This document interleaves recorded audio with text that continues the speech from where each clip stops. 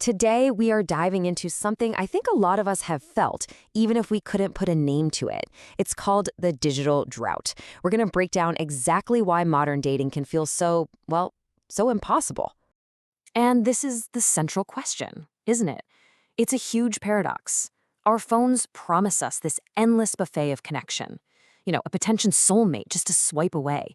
But if you actually look at the data, the story is completely different. 1/3. Just let that sink in for a second. In a world that's supposedly more connected than ever, a massive chunk of an entire generation is living through a real drought when it comes to physical intimacy. So what on earth is going on here? Well, that brings us right to the heart of the issue. This modern paradox. There's this huge and honestly growing gap between the connections we see on our screens and what's actually happening in the real physical world. Does this feel familiar? I bet it does.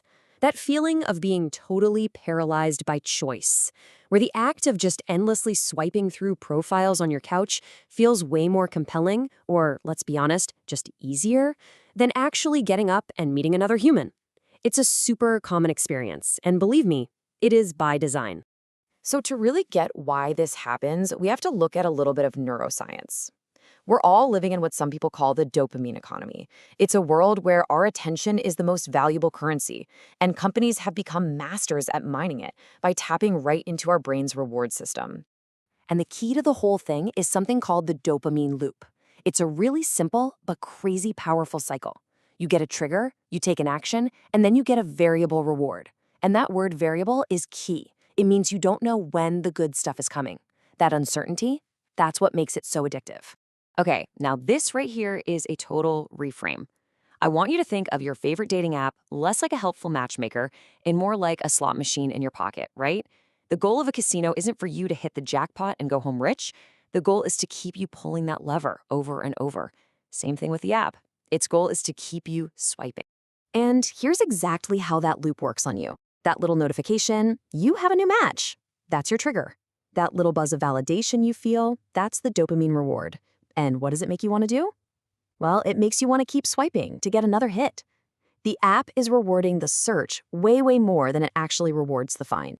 But that endless swiping, that dopamine loop, that's only half the story. There's another, and honestly, maybe even more potent factor at play here. And that's the rise of a completely frictionless digital substitute for real-world intimacy. The source material that we're digging into today points directly to this. It even frames it as a kind of public health issue. The idea is that the incredibly easy access to online pornography is fundamentally changing our expectations of intimacy, and it might even be rewiring our brain's reward pathways. This quote just nails it. It's all about conditioning. The brain gets trained, literally conditioned, to expect this super high level of novelty and intensity that's just digitally manufactured. So real-world intimacy, which is messy and requires vulnerability and comes with a risk of rejection, it starts to feel kind of underwhelming in comparison. And this chart just lays out that stark difference. On one side, you have the beautiful, complicated, sometimes really difficult reality of a human connection. And on the other side, you have a perfectly engineered product. Zero risk, maximum reward. Now, for a brain that's hardwired to seek pleasure and avoid pain, that choice becomes dangerously simple. So let's zoom out and put the whole picture together. When you combine the endless gamified search on dating apps with an on-demand, high-stimulation digital substitute, well, you get this incredibly potent cocktail that is fundamentally rewiring modern desire. And this right here is the absolute crucial point. If you're out there and you're finding dating to be really, really hard, it's probably not a personal failure. It's that you're living in an environment that is expertly designed to distract you. You're actually succeeding at engaging with these systems that were built to capture your attention, not necessarily to help you find a connection. So let's wrap this up with the big takeaways. First, remember our digital tools are built for engagement, not always connection. Second, those dopamine loops reward the search far more than the destination.